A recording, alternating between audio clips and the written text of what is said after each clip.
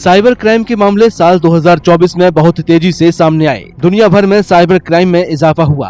भारत में भी cyber crime के बहुत से मामले दर्ज किए गए।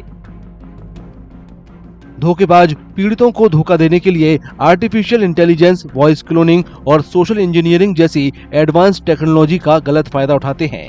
इस साल खास तौर पर डिजिटल अरेस्ट से लाखों लोगों को ठगा गया है।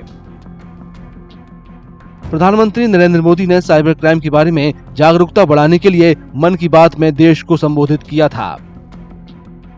साथियों, मैं फिर कहूंगा, डिजिटल अरेस्ट जैसी कोई व्यवस्था कानून में नहीं है। ये सिर्फ फ्रॉड है, फरेब है, झूठ है, बदमाशों का गिरोह है। और जो लोग ऐसा कर रहे हैं वो समाज के दुश्मन है। डिजिटल अरेस्ट के नाम पर जो फरेब चल रहा है उससे निपटने के लिए तमाम जांच एजेंसियां राज्य सरकारों के साथ मिलकर काम कर रही है। सबसे खतरनाक मामलों में से एक एआई वॉइस क्लोनिंग घोटाला था, जहां धोखेबाज पीड़ितों के परिवार के सदस्यों या दोस्तों की आवाज की नकल करने के लिए एआई तकनीक का गलत इस्तेमाल करते हैं। डिजिटल अरेस्ट में फंसे लोगों को जल्दी से जल्दी मनी ट्रांसफर करने के लिए मजबूर किया जाता है। डिजिटल अरेस्ट के मामलों ने बुजुर्गों में खासी दहशत पैदा कर दी है, क्योंकि अब कई सीनियर सिटीजन ऐसे मामलों में फंसकर करोड़ों रुपए गंवा चुके हैं। AI now begins to start playing a game-changing role as far as cybercrime is concerned.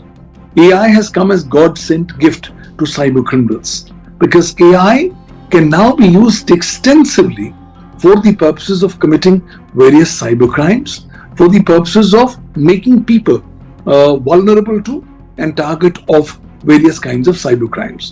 So in a number of these cases, we are now beginning to see how AI is being used to come up with digital fakes, with deep fakes, with all kinds of false information.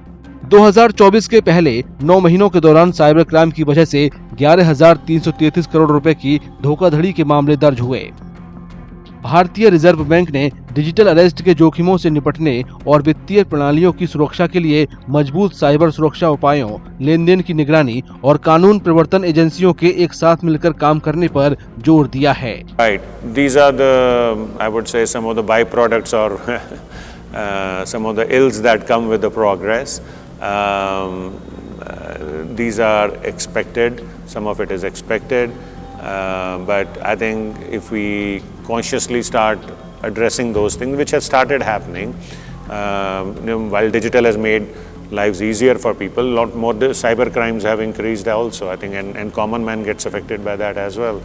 So these are some of the undesired results of that technology. So I think the only answer to this is we have to make people more aware. We have to have more solution, more technology to prevent that also. So this will always be these two things will always move in parallel, I would say. देश में cyber crime से निपटने के लिए भारतीय cyber अपराध समन्वय केंद्र I4C और national cyber crime reporting portal मौजूद है। अगर आप ये वीडियो YouTube पर देख रहे हैं तो हमारे चैनल को सब्सक्राइब करें और बेल आइकन को दबाना ना भूलें। अगर आप Facebook पर ये वीडियो देख रहे हैं तो हमारे पेज को लाइक करें।